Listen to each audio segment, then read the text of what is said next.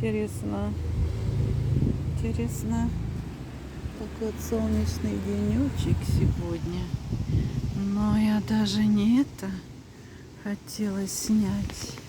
А вот это не поняла я. Что-то дерево решила зацвести. Сейчас посмотрим. Более крупно. Что там у него цветет?